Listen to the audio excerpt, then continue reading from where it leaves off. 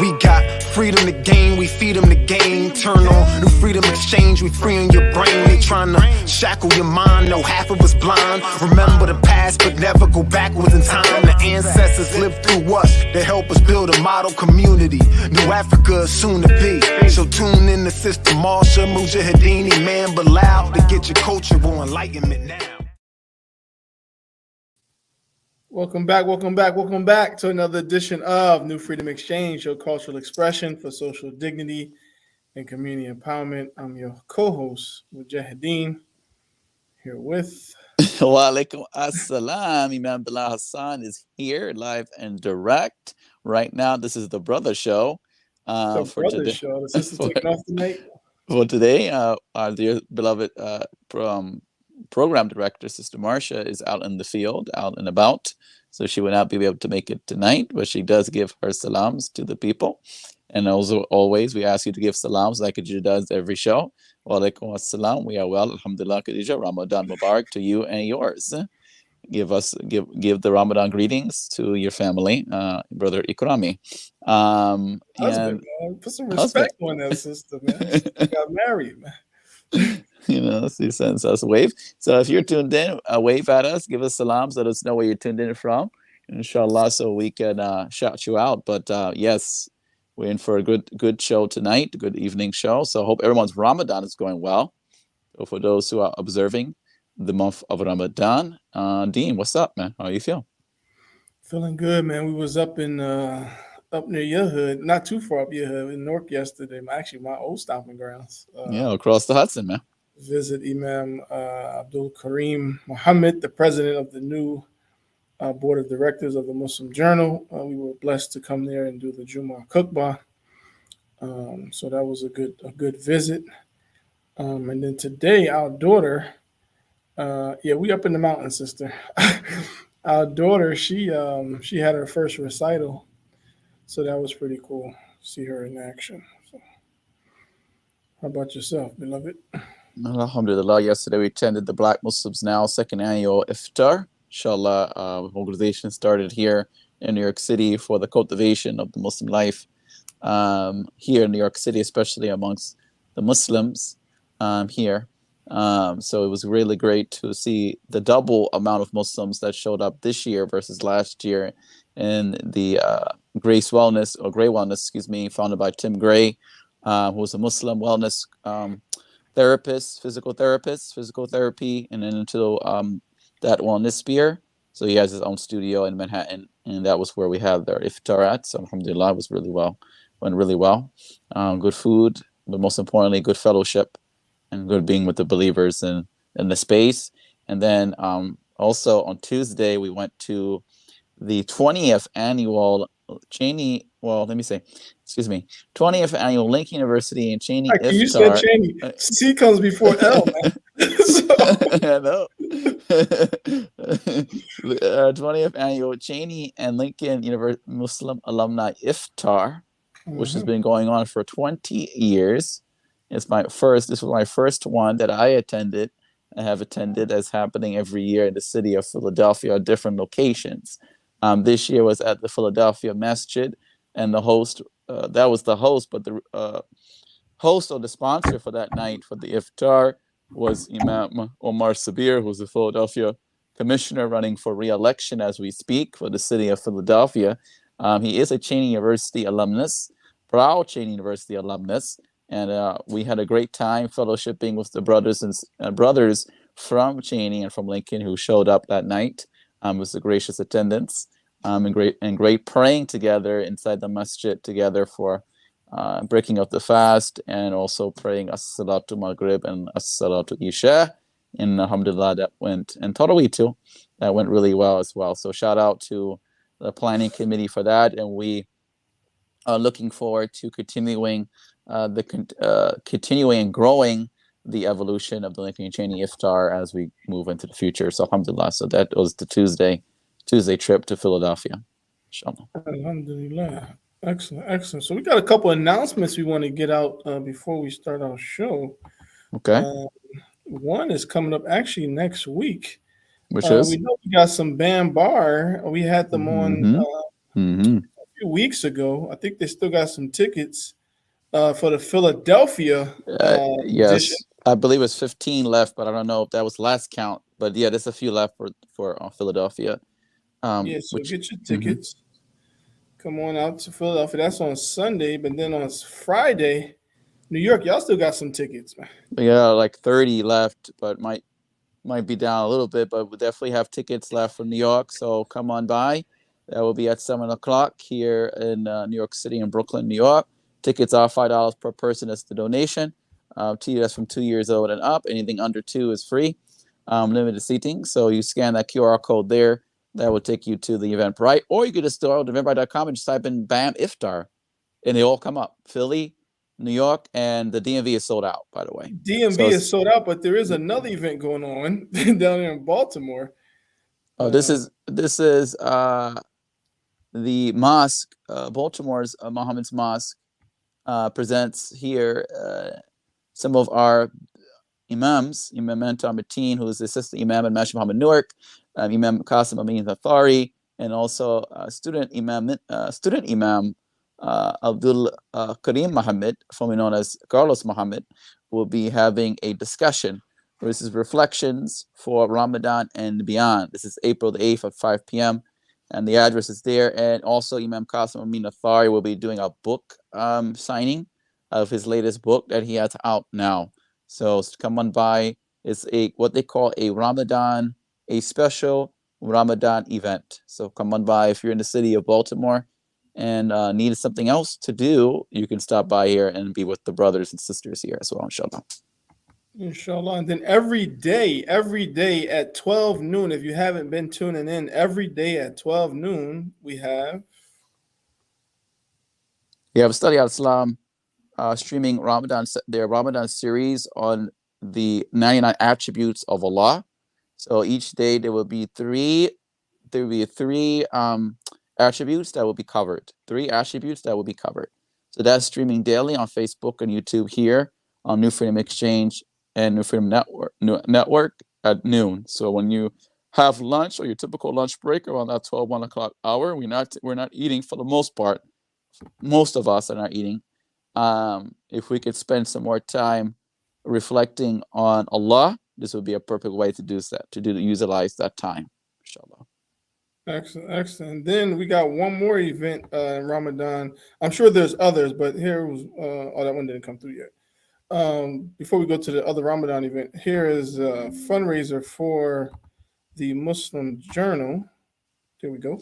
Oh yes, this is Greg Hill tribute to the Delphonics R&B concert. This is going on in the Cityplex 12, Newark Shacks Theaters. This is 360. What is this? I'm writing a small. 360. That's 394 Springfield Avenue, Newark, New Jersey. Anyway, it's the Cityplex 12. Everyone knows in Newark, in Cityplex 12 Shacks Theater.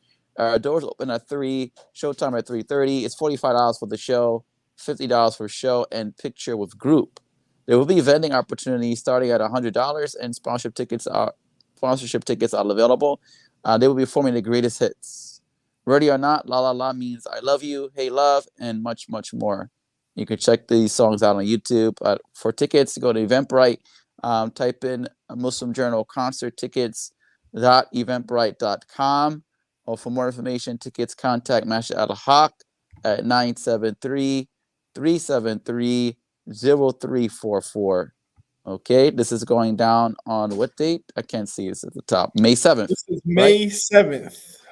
May Mother's 7th. Day weekend, I believe. May 7th. Okay, so this is a good time to bring out your ummis or your mother matriarch figures. Bring them out and let's enjoy some good music from the Delphonics.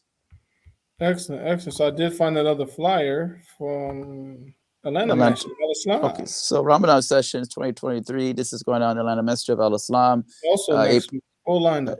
Yeah, April 6th to the 8th. We have Thursday starting with 1 to 3, a youth session with Sister Nisa Dewan. The 6th Ramadan session will be Anisa Dewan and Shahida Sharif. And then Friday, April the 7th, we'll have after Asr Quran Juz reading circles. 6:30, all 4 speakers. That's Ustada Nisa Dewan, Imam Rashad Abdul Rahman, Imam Suleiman Hamid and Ustad Shahid Sharif. And then Tawheed at night on Friday, and 1 a.m. Qiyamul Layl for youth, or for young adults, excuse me. And then Saturday, April the 8th will be starting at 6:30, a Ramadan scheduled class. Is that cut off at the bottom? I think that's it, right? For Saturday, Yeah, it says Saturday. yeah, that's the last part. 6:30 Ramadan class. Yep. Okay, so join. I don't know if it's streaming. And more than likely, they will be streaming on Atlanta Masjid's page, Facebook page. Usually, they do stream all their sessions on their Facebook page. So, inshallah, look out for that. But if you're in the area, definitely stop on by and be with the people. I just heard from Ustad Anisa Dewan just a few minutes ago.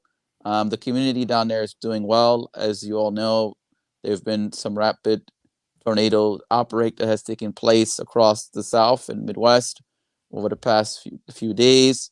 Little Rock got hit last night, but they are doing well. Alhamdulillah, they are doing well. I just got the text from Ustad Anisa Dewan just a few minutes ago, inshallah. Excellent. We still got some more announcements coming in while we wait. Our guest, we'll bring her on shortly. Dr. Nisa Muhammad, the Muslim chaplain down there at the Howard DHU. Howard, is that how y'all say it? The Howard assistant. I know so I could talk about trash. The Howard University. Sister Marsha, that's how I'm about her daughter. DHU. What's it called, man? The Mecca, man. Y'all going? Let this Dr. also state that claim. But we have another event. This is actually going to be. Is this? No, we'll do this one first. So this one is the. This is actually an Eid extravaganza. Yeah, this is yes. This is going down in Atlanta actually, April 23rd. Eid al-Fitr extravaganza and concert. Brother Khalil Ismail, Sister Sawad El Amin, Sister Zaima Habib, Brother Wali Ali, and Sister. I can't see that. Is that Bilal? Her last name is Bilal too? Bilal, yep. Karima Bilal, sorry. I could not see that. Sister Karima Bilal, they will be present, all performing in Atlanta for Eid weekend, April the 23rd. Get your tickets now. They're on eventbrite.com as we speak. So that will be a nice show to go to if you are in the area. Okay, and then the last one before we bring on our guests. Very last one, May 21st, 1 to 5 p.m. This is going down in Atlantic City. Extravaganza 8. Culture Extravaganza 8. Mark your calendars. May 21st, Sister Sawad El Amin Omar Productions. This is May 21st, 1 to 5. Sunday, the Intruders. The Intruders will be performing, and much, much more will be performing at the All Wars Memorial Building in Atlantic City. All points point there. So if you are in town, please join us. Tickets are $40 now, $45 at the door. Vending is $75, non-food.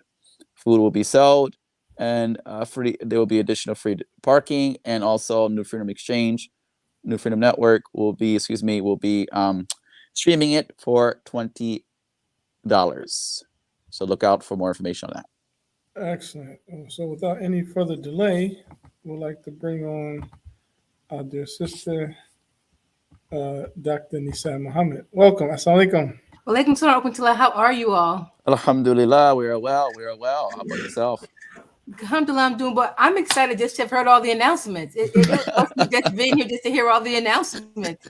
So a lot of stuff going on in our communities. A lot of stuff, much more than we covered this evening. So alhamdulillah for vibrancy returning back to our communities, especially over these past 2 years. So alhamdulillah, Yes. it's definitely good to see.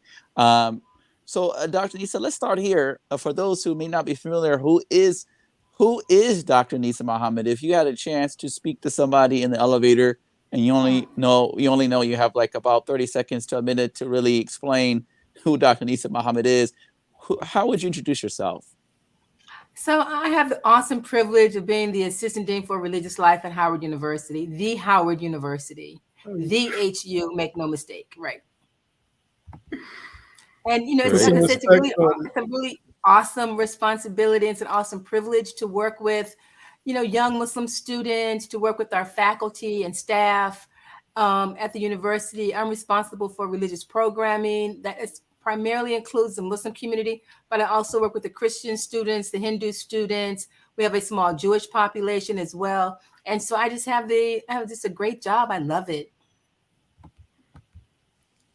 What would you say was your motivation to go into the work of chaplaincy, advisorship?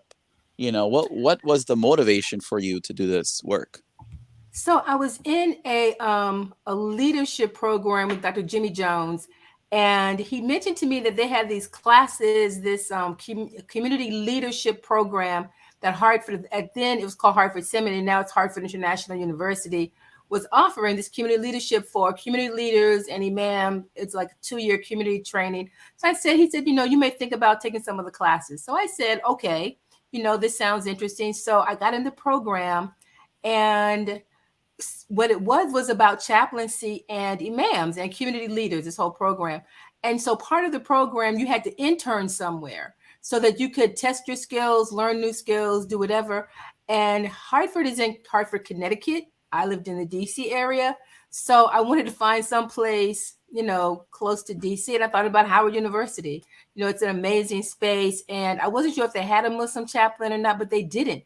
They hadn't had a Muslim chaplain in about 12 years. And so I called them, asked them if I could get an appointment. I was interested in interning there. I was in grad school, and I got an intern. I got an interview, and I interviewed with Dr. Bernard Richardson. He's the dean of the chapel, and he appointed the first Muslim chaplain at any university in 1994, I think it was 1994. So he was very sensitive to the needs of the Muslim students, and welcomed me to intern there. And then when I got done with my graduate program, he offered me a job. So I was just, I tell people, just go out on leaps of faith, and you never know where you're going to land up. Excellent, excellent. So tell us some of the needs of the Muslim youth there, and how do you assist them? So, one of the things I tell parents during orientation or when they come for a visit, that your young person is in the process of changing their mind. And to understand that as a foundation, that young people come to college to change their mind. They don't come to be the same person they were when they came as freshmen. By the time they are seniors, they have changed their minds so many times. So I think it's my job and my responsibility to be a guide for them on their journey while they're changing their mind, and to provide different learning experience for them, so that, number one, they are firmly rooted in their faith. They're firmly rooted on the Siratul Mustaqim. They are there. But that also they feel empowered and confident to be a Muslim, and regardless of whatever space they find themselves in after Howard. So we provide a lot of different experiences. We have a different imam come and do Jummah every Friday. So they get to hear Islam from a variety of different voices. And primarily they're hearing Islam taught from Black voices. That's very important to what it is that we do, because on other campuses, I tell people Howard is very unique. 98% of the khatibs and imams who speak there are Black. Now, at other campuses, they hardly ever, if ever, have a Black imam or khatib give Jummah. But I want my students to be able to experience Islam from a Black voice. That's what I was going to ask you, also following up with that. Like, how important is that to instill that in the young generation who will be future leaders, the importance of their voice being a representation of their people? It's absolutely important, because if you are socialized to think that only South Asians, Arabs, Middle Easterners can teach Islam, that is going to mute your voice or mute yourself as seeing someone who's qualified to do that. And so we empower people. We have the students to give suggestions of imams in the community that come. And, I really want them to be empowered to see themselves in the delivery of Islam. Excellent, excellent. I think that work is crucial. Work is very crucial. Seeing each other, seeing those who have been successful in various in imams, but those also who have been successful in the fields of interest that the students are interested. Seeing them in spaces like that, especially higher education, is very, very important, very crucial. So alhamdulillah for that.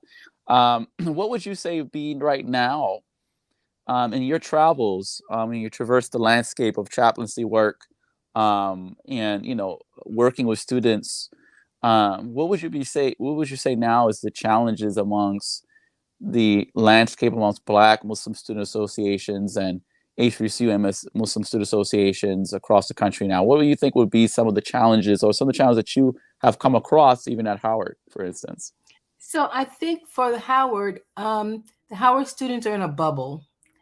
And the bubble is that Howard celebrates everything Black. If we're Black Native American, Black Latino, Black African, I mean, whatever it is, Black Muslims, Howard celebrates that. And it is a space where you can feel celebrated and you feel empowered and you go forth into the world with that kind of empowerment because you're in a predominantly Black environment. It's not so empowering for Black Muslim students at predominantly white institutions. So I've worked with different institutions who are with the Black Muslim students who feel marginalized, they feel oppressed by the Muslims, which is a very sad thing to say. And so they want to do something different. And so what we're seeing now is a phenomena where the Black Muslim students are leaving the Muslim Students Association and starting their own organizations. Very similar to what Black students did in the 60s, where they left the kind of, general student government organization and started Black student unions on campuses across America. That's how those guys started, because the Black students felt marginalized and they felt like what the campus was offering did not meet their needs. And they wanted a space where they could have their needs met. And so around the country, from UVA Black Muslims to Black Muslim Initiative at NYU, to Columbia's Mansa program, to Yale Black Muslims, to Harvard Black Muslims, to the Black Islamic Association. I mean, so all across the country, Black Muslims are saying, we've had enough. We don't want to be in a space where we don't feel welcomed, we don't feel wanted, and we want to do something different. For example, students tell me that they'll be walking down the hallway to like an MSA meeting, and they'll hear the other students in there laughing and joking and talking. But when they walk in, the students start speaking another language. So, and, they're speaking Urdu, they're speaking Arabic. And of course, the Black students don't know this language. And so they're like, immediately, there's like a wall put up, like, we don't want to communicate with you. Another thing they experience is in terms of food. If at all the events that the Muslim Students Association has is Middle Eastern food or South Asian food, that sends a message to Black Muslims that your cultural expressions in terms of food are not valid. So that, there's all kinds of, African food and Caribbean food and Black American food that Black Muslims want to have, but they're told that's not really Muslim. And so there's some exclusion. And so they get tired of it. And they're like, you know what? Enough. We're going to start our own organization, have our own Black food, and get a Black man to do Juma for us. So I was going to say, so that type of dilemma, I mean, that definitely puts a lot of pressure on yourself as a leader to guide the young people to navigate through that. I mean, is it some responsibility on those other groups to, like, reconcile that also? Like, should it not just all be on us? Absolutely. There's absolutely a responsibility, but I think if they knew how to reconcile it, it wouldn't be a problem to begin with.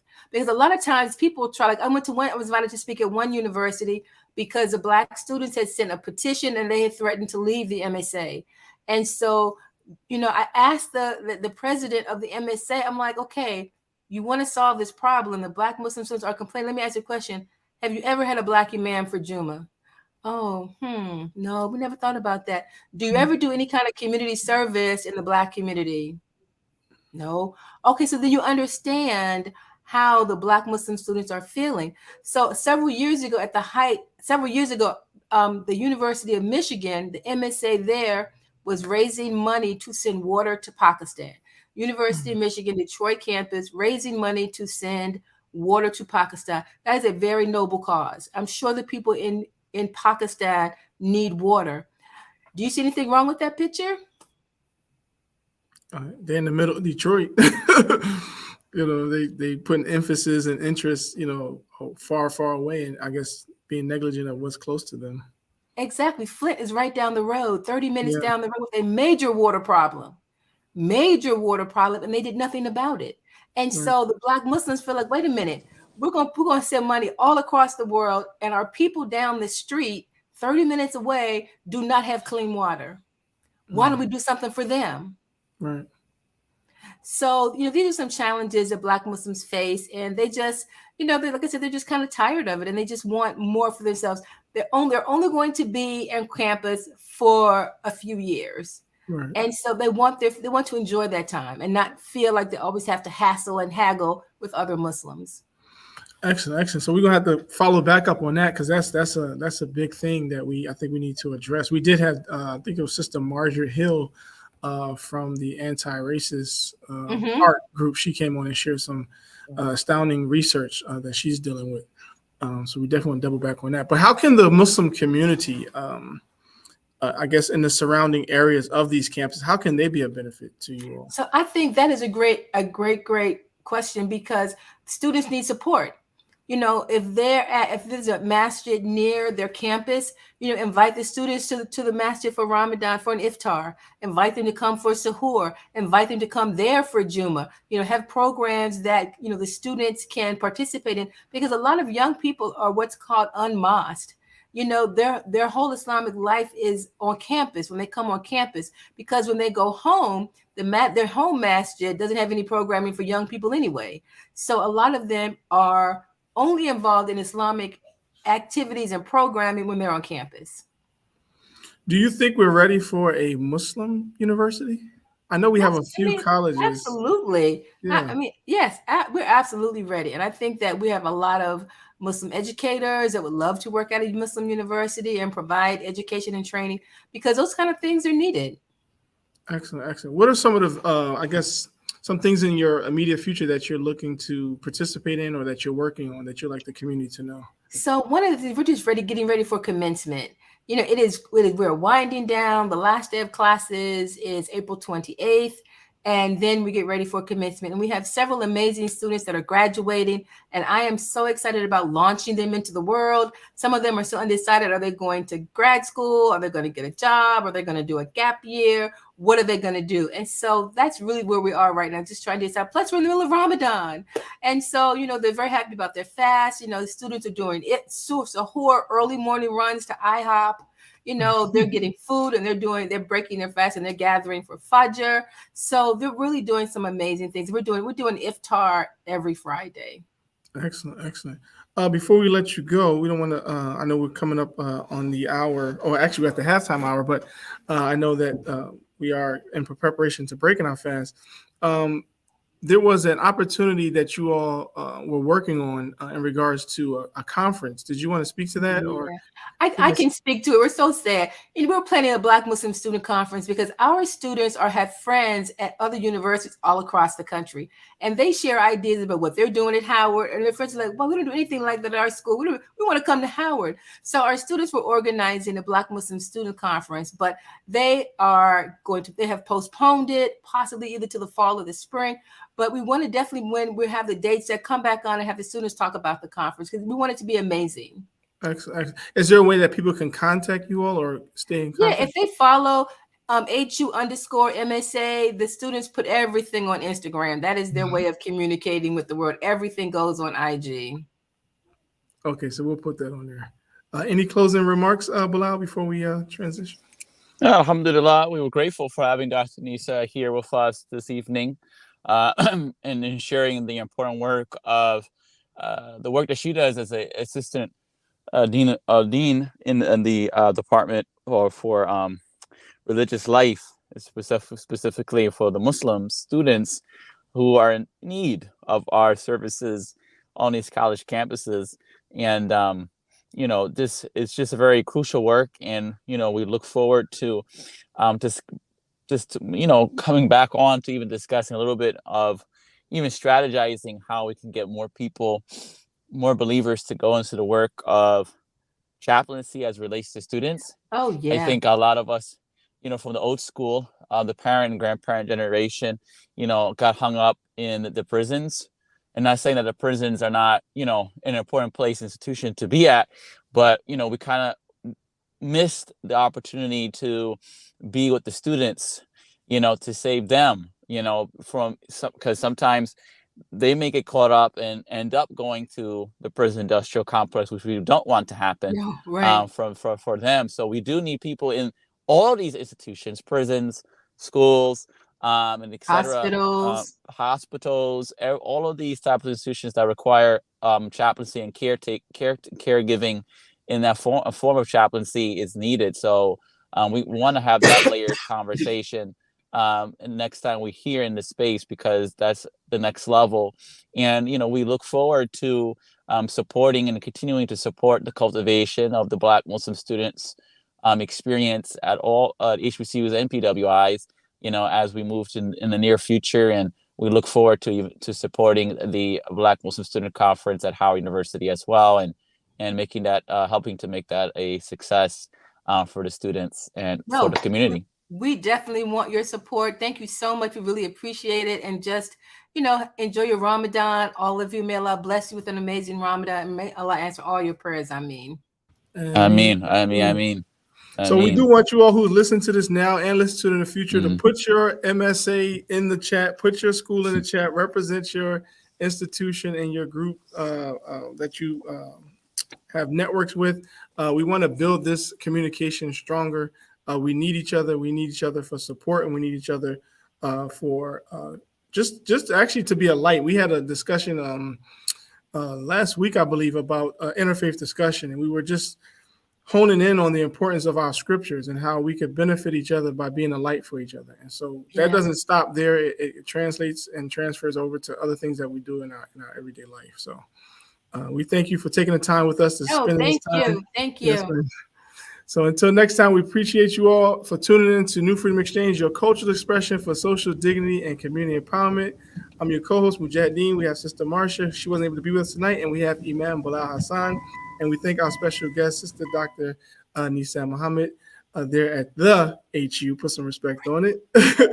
Until next time, we greet you all with degrees of peace. Assalamu alaikum. Wa alaikum assalam. Thank you. Thank you. Sending love in every shade of brown to you. Sending love in every shade of brown to you. Sending love in every shade of brown to you. Sending love in every shade of brown, shade of brown. They say the first cutter be the one that sets the tone, to add pressure to a lesser known flesh and bone, to look different than the picture shown, and to be a rebel means you're not about to settle till you get your own. This one's for all my outside of the box thinkers, with bumblebee stingers and paper cut fingers and scrapes on their kneecaps. I know the pain lingers. The healthy way to heal a broken wing is to give it love. Sending love in every shade of brown to you. Sending love in every shade of brown to you. Sending love in every shade of brown to you. Sending love in every shade of brown, shade of brown. Yeah, the thing about community is how proud it is. We understand what well balanced and what grounded is. And love is the hinge that heals and mends, conceals and blends, and keeps us all covered. That's grounded shit. We say it's all black when it's all love, and it's brown when it's all good. Groundages, we help heal the hurt. So put us on. I said you gotta put us on.